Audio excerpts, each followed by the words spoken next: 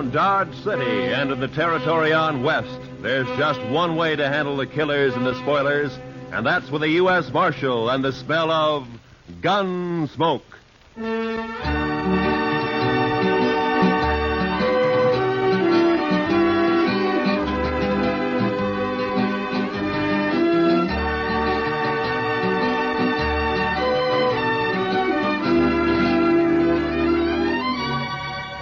Gunsmoke, starring William Conrad. The story of the violence that moved west with young America. The story of a man who moved with it.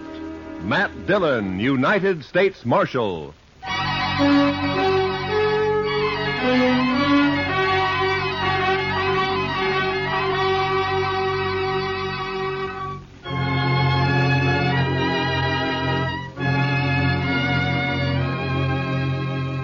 It was over 100 miles back to Dodge, but I figured I could make it easy in a day and a half.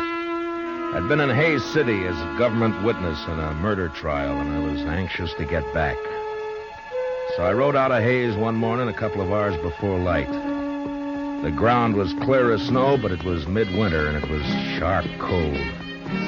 When the day came, there was no sun, only dark gray sky drilled by a high, cold, searching wind.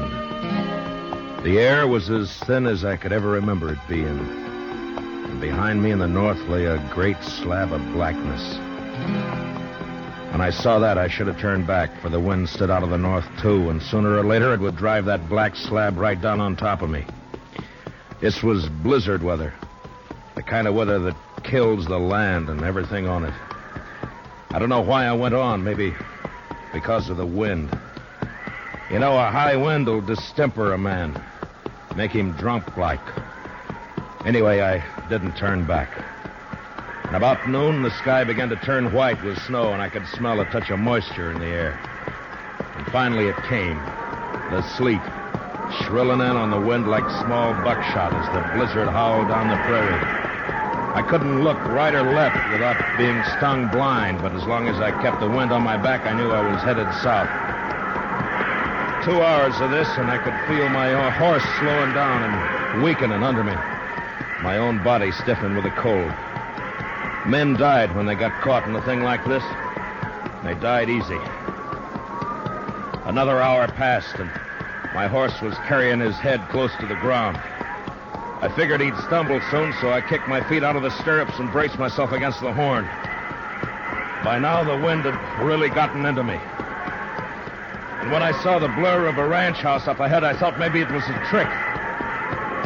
But a few minutes later, we rounded a corner of the place and stood at last in the lee of the storm. I slid down and got up to the door and pounded on it. And I waited. Then I pounded again. Then the door came open, and the figure stood in the light. Who are you? Bring him in, Alvy. Any man out in that weather's been made harmless. Get inside. Out of the way, Alvy, you fool. All right, stranger, hands in the air. High. That's better. Unload him, Alvy.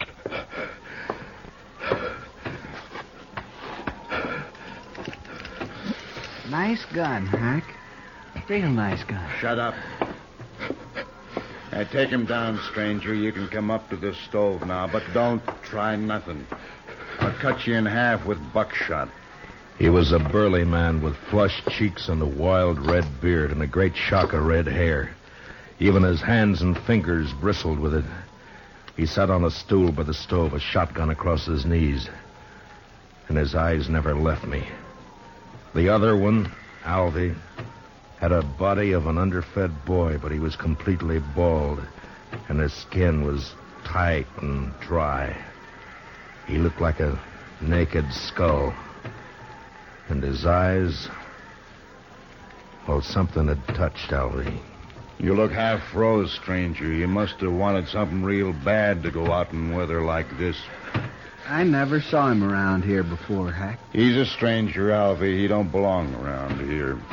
Of course, we don't know anybody, but I seen a few, and I never seen him before. Maybe he's seen you, Alvy, somewhere. Not me. He never saw me nowhere. How do you know that?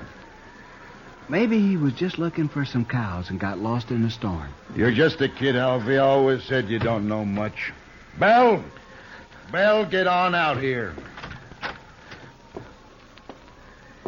She was a pretty girl, but with a dark, half-wild look that I'd never seen before in a woman. Her eyes jumped from man to man and then came to rest on me, fixed and curious. And then after a moment, she looked away and moved into a chair across the room. Supper ready, Belle? It's awful cold out. You recognize him, Belle? You ever see him before? No. You're sure now? Maybe Hayes City. Maybe you saw him up there sometime. I don't know him. You sure? Yes. If you're lying to me, you know what I'll do to you. I never saw him before. He come in here half froze, right out of the blizzard. Must have been looking for some cows and got lost. Shut up, Alvy. We don't know what he's doing here, Belle. Why shouldn't a man get out of the storm? Even in here. That's enough. All right, stranger, we never saw you before. We don't know who you are. And as soon as I think you're lying, I'm going to blow a big hole in you. What about my horse? I'd like to put him in the barn if you've got one. Alvy? Oh, now, Hack, I ain't going out there. I'd freeze. And the horse will freeze if you don't. It's his horse. We might need it. Go on, Alvy, before I get cross. All right, I'll go. I don't know why that horse is so important.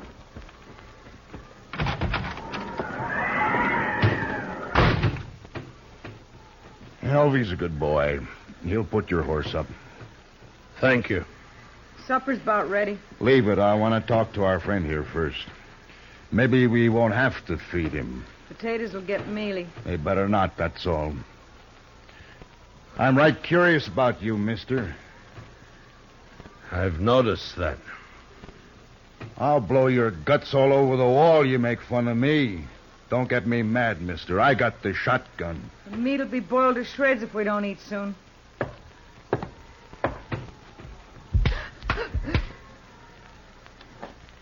You just won't understand any other way, will you, Belle?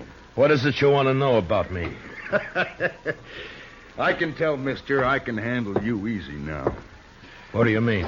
All I got to do is wallop the girl and you'll talk. I don't have to do nothing to you.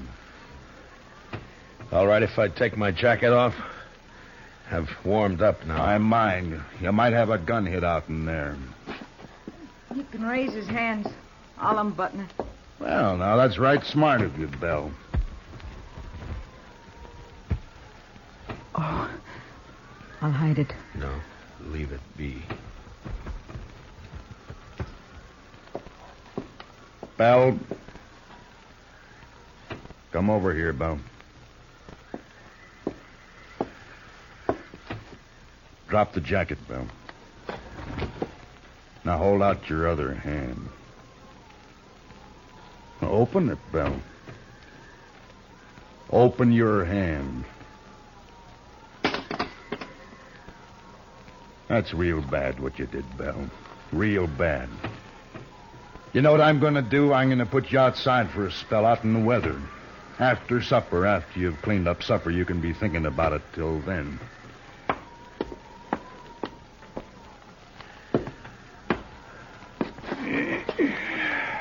United States Marshal. You're in bad company, Marshal. You shouldn't have come here. Oh? It looks to me like I sort of struck gold coming here. Now, why do you talk like that, Marshal? I still got the shotgun. Let me get that stove. Seems like it's getting colder and colder. You didn't see any sign of nobody outside, did you, Alvy? What? Who? Somebody might have come along to cover the marshal here, that's all. Marshal? What marshal? Me. I'm a marshal, Alvy. Shoot him, Hack. Shoot him. Shut up and answer me. Was there sign of another horse, footprints, anything like that? Oh, I didn't see nothing. Maybe you didn't look. Would I have walked in here the way I did if I'd been after you people? Maybe your head got muddled with the cold. Where'd you ride from, Marshal? Hayes City. Left there this morning. It was a fool thing to do with a blizzard coming up. Maybe. Did you think you could get the jump on us easier in a storm? Was that it, Marshal? Yeah. You knew we'd be trying to keep cozy in here. I'm curious, Hack. What are you and Alvy on the run for? Don't you tell him, Hack. I don't trust him at all. Alvy, it'd be mighty dull without you, boy. Don't laugh at me, Hack. Now stop it. I don't like laughing. You know that, Hack. And don't you do it no more. I got ways. Yeah, I seen you and your ways. But don't try 'em on me, Alvy. Maybe I won't. Look, Alvy, now you don't understand. It's all right to tell the marshal about us. He ain't going nowhere. No? No, of course not. We'll kill him, Alvy. We'll kill him and bury him somewhere. Sure. Now, why didn't I think of that? 'Cause I do the thinking for us, Alvy, that's why. Now, what was it you like to know, Marshal? Stop playing games, Hack. Me and Alvy are wanted for murder. Up in Cheyenne, Wyoming. Seems a mite unfair, though. We didn't aim to kill nobody. It just happened that way. We was robbing a bank. Yeah, and a couple of the people there wouldn't do what we told them, so Alvy used his knife on one, but it just made the man holler. You could hear him all over town. And we had to shoot our way out after that. Must have killed 3 or 4 people. I know I killed 2. Worst of it was, Marshal, all we wanted just then was some money. We didn't care about killing anybody. But you know how it is, Marshal, when you're robbing a bank and all. Yeah, sure. No, I don't suppose you do it that. Anyway, we're wanted for murder, and we didn't even get any money. Nary a dollar. So we rode out here and lighted for a spell. I see. What about Vel? And whose place is this, anyway? My place, now that Pa's gone. You mean you were living here alone? No. They killed your pa, is that it? Yes. How long ago? I don't know. Maybe a month. Yeah, it's been about a month, hasn't it, Alvy? 35 days. There, you see. Alfie always knows just how long everything's been. No, that's fine. Tell me what you do with him. Who? The old man. Oh, we buried him out back. Couldn't afford a funeral. Could we, Alfie? Hack, we told him that. Now let's shoot him. No, I've been thinking it over. People in Hayes City know he started for Dodge, and when he don't show up, they might come looking for him. But you said we'd bury him, Hack. That's what you said. Yeah, that's right, but we can't bury his horse, too. Not in this ground. It's froze solid. And if we turn the horse loose and they find it and can't find the marshal's body, then they'll suspect something. You're pretty smart, Hack. Too bad you don't know enough to stop killing people. Too bad for you, anyway. Well, what are we going to do, Hack? I'm getting hungry. That supper won't be fit to eat. Shut up! One more word out of you, Bella, and I'll whoop you good. Come on, Hack. I'm really hungry. No, listen to me, Alvy. Now, my idea is to knock the marshal on the head and throw him outside to freeze. Now, he'll keep real good that way. And when the storm breaks, we can carry him off 20 miles or so and dump him on the ground. Look like he got throwed and hit his head and froze. Oh, that's fine, Hack. That's just fine. Then we'll break his horse's leg, make it easier for them to find him. You just don't care about anything, do you, Hack? Just me. Sometimes, Alvy. Sure. Me and Hack are friends, ain't we, Hack? Of course, if it don't want snowing, we'll have to think of something else. Can't leave tracks for them to follow back there. Oh, Hack, ain't we going to kill him now? Well, sure we are, Alvy. I didn't mean that. Let me hit him, huh? You keep the gun on him, and I'll get up behind and hit him. There was a branding iron around here somewhere. I'll hit him with that. Hack, you've sunk pretty far, but I'm sort of wondering just how far. What do you mean? I'm wondering if you're low enough to kill a man before he's been fed. Here it is, Hack. Here, see? I found it. Leave it be, Alvy. We're going to eat first.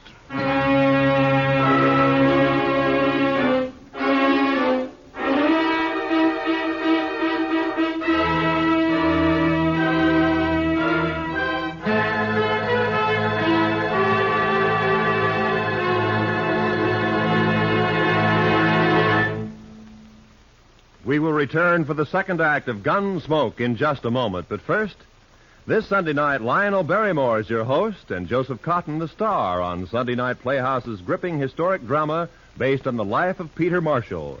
Hear how a Scottish immigrant lad rose to the position of chaplain of the United States Senate. A story you'll agree is far more fascinating than fiction.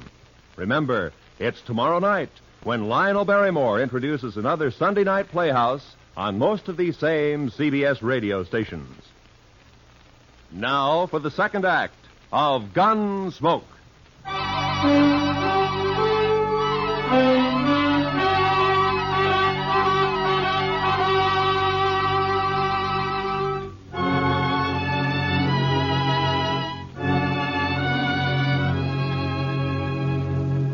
It was only 5 in the afternoon, but the blizzard had darkened the land, and its blackness showed in at the windows. Here and there along the walls of the ranch house, tricklets of snow blew in through the warped timber. In the kitchen, Hank sat directly behind me while I ate. Later changed places with Alvy and fed himself heartily, as though he had nothing at all on his mind. Hack was just a nerveless brute, born with no conscience at all.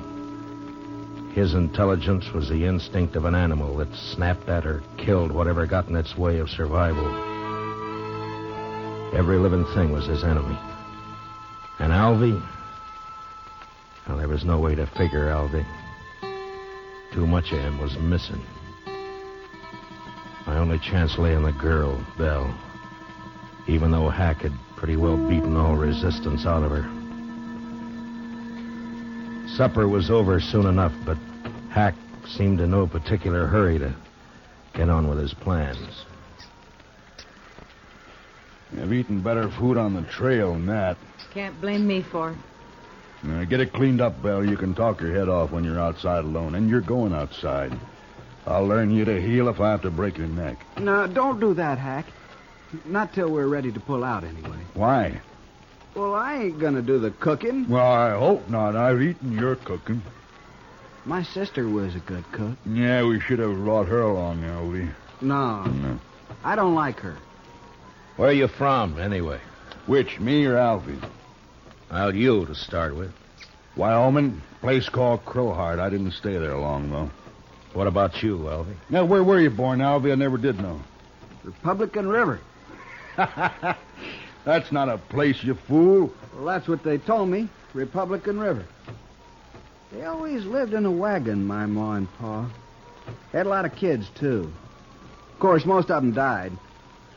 I'm about the only one that made out any good at all. And you did fine, Alvy, fine. Give me the shotgun. All right, Marshal, let's get back by the stove while Belle cleans this mess up. Shall we hit him and throw him out to freeze up now, Hack? Not yet. I want to punish Belle first. You know, someday you're going to get caught without that shotgun, Hack. Somebody's going to tear you apart. That's fair enough, Marshal. Give me a fair chance at you then, huh? Barehanded? No. Oh, you're bigger than I am, Hack. Might be fun for you. I don't know nothing about fun. I ain't going to kill you because it's fun. Oh, come on, Hack. I want to go to bed. Belle, come out here.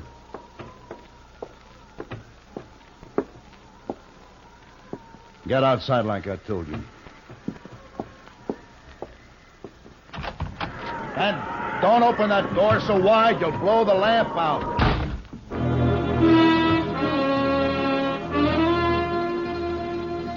Belle had walked through the room and out the door without a glance at any of us. I figured she'd go down to the barn where she'd be all right for a little while anyway. But I knew I'd have to make a move soon. I sure wasn't going to sit there like a fall hog and let Alvy knock me in the head whenever he got ready. But it didn't take much more sense to try to jump Hack in that shotgun and let him blow me all over the place. It was a beggar's choice, and the more I thought about it, the madder I got. Hack, I'm sleepy. I'm going to hit him and go to bed. You can do what you want after, but I ain't staying up all night. Alvy's got his mind made up, Marshal, I can tell. Just what do you call his mind, Hack? I got ways to fix you, Marshal. Nah, never mind, Alvy. Wrap something around that iron, otherwise it won't look like he hit his head on a rock. What difference it makes? Do what I say, Alvy. All right, Hack. Here, I'll use this curtain. Now, keep your eyes on me, Marshal. Alvy moved around behind me and was getting a good grip on his branding iron. I leaned slightly forward in the chair and was tensed and waiting for the split second when my instinct had told me to jump. And then suddenly the door was flung wide open and the wind roared in, almost lifting the room as it came. The lamp flared and then went out as I plunged sideways from the chair. Did you hit him, Alvy? Did you hit him? You bloody fool. Don't you try nothing, Marshal. I got some more shells right here. Don't you move now. I crawled across the room and was out the door before Hack could reload. In the snow outside, I stood up and turned to find Belle waiting by the side of the door, a pitchfork in her hand. I couldn't see her face very well in the dark, but I could tell she was shaking with cold. I reached out and took the fork from her and then flattened myself against the wall and waited. I was afraid it was you he shot. That was a smart trick, Belle, throwing the door open that way. He shot Alvy, didn't he? Yeah. Good. I think he's found out I'm not in there. What are you going to do? Wait. Marshal. Marshal. I'm going to kill you and the girl both now. I waited, praying he'd come through the door before my hands got too cold to hold the pitchfork. And finally, the barrel of the shotgun appeared, waist high, and began to poke its way around in our direction. It was stupid of him, but a man behind a gun often gets a false sense of power. I let him shove it out 3 or 4 inches, and then I slammed down on it. Then I jumped into the room. Hack tried to club me with a gun, but he missed. And I got in under him with a fork and lifted him off his feet. And he struggled for a moment like a speared fish and then went limp. And I let him fall. One of the prongs had reached his heart.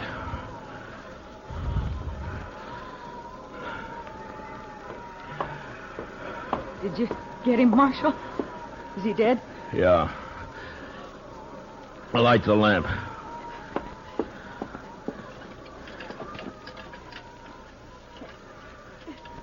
I can't do it, Marshal. My fingers are too stiff. Here, I'll do it.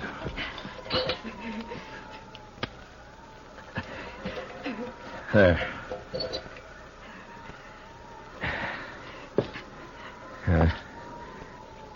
Quite a mess in here. Why don't you wait in the kitchen, Belle? I'm all right, Marshal. But I can't help you much till I get warmed up some. Well, then, you stay by the stove, huh? I'll lug these people outside. Thank you, Marshal.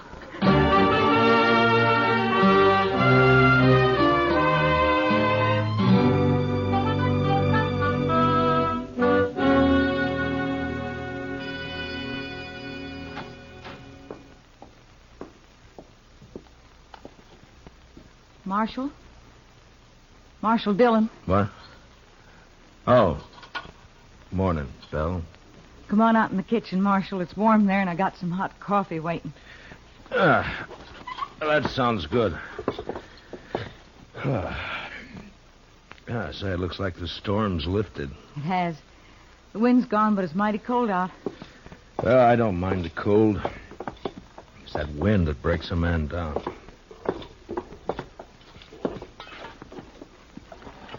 There.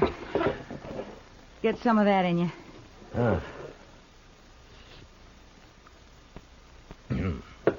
Well, you make mighty good coffee, Belle. Tell me something, Marshal. Tell me the truth now. Oh, sure, Belle. What is it? Are you married? I'd make a poor husband, Belle, for any woman. Why? Well, in my profession, it's too chancy. Thank you, Marshal. Thanks for putting it that way. Now, Belle, I didn't mean... Forget it. I'm leaving this place, Marshal. What? As soon as you go, I've packed what I need and I'm clearing off. Where'll you go? I got 3 horses. I'll ride up to Hayes City and sell them. Then what? I'll buy some pretty clothes and I'll find a place. Won't be hard after this. I wish I could help you, Belle. You have. Oh, but I mean... I can take care of myself, Marshal. I just want to get away from here, that's all. Sure. I'll stop at the nearest ranch and tell the men to come over here and take care of Hack and Alvy soon as it warms up. Whatever you like, Marshal. Well, goodbye, Belle.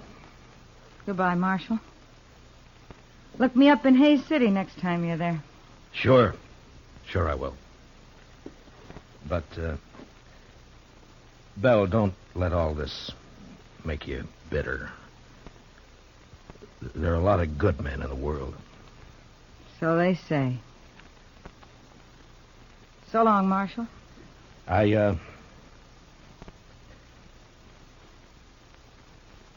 So long, Belle.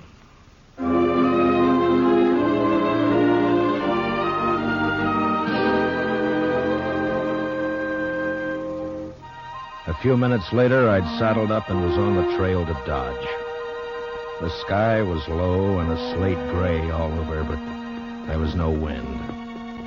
The blizzard had gone, leaving the land still and white and bitter cold. There wasn't a sign of life anywhere.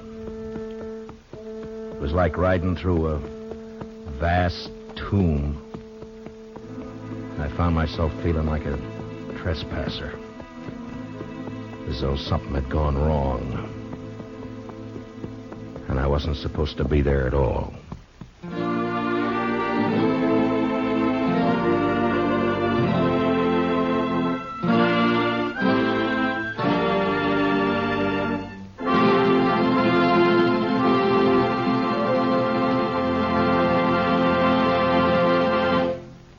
Gunsmoke, under the direction of Norman MacDonald, stars William Conrad as Matt Dillon, U.S. Marshal. Tonight's story was specially written for Gunsmoke by John Meston, with music composed and conducted by Rex Corey. Featured in the cast were John Daner as Hack, Harry Bartell as Alvy, and Vivi Janis as Belle. Gunsmoke is heard by our troops overseas through the facilities of the Armed Forces Radio Service. Join us again next week as Matt Dillon, U.S. Marshal, fights to bring law and order out of the wild violence of the West in Gunsmoke.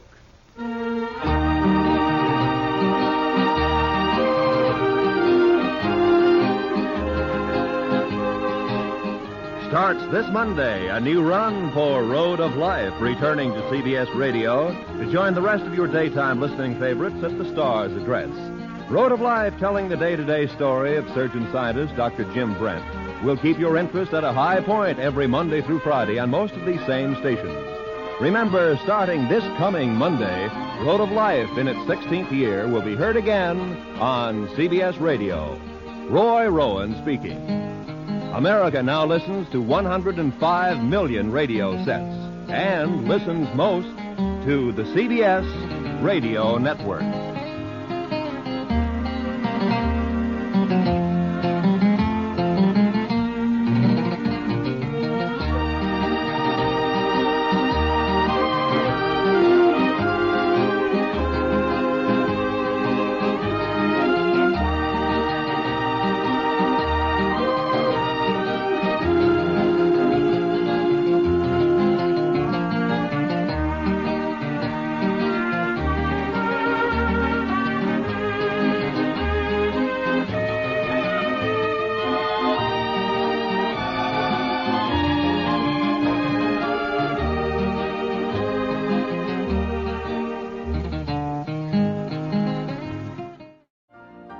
You've been listening to the OTR Gold Network. Find more classic radio at otrgold.com.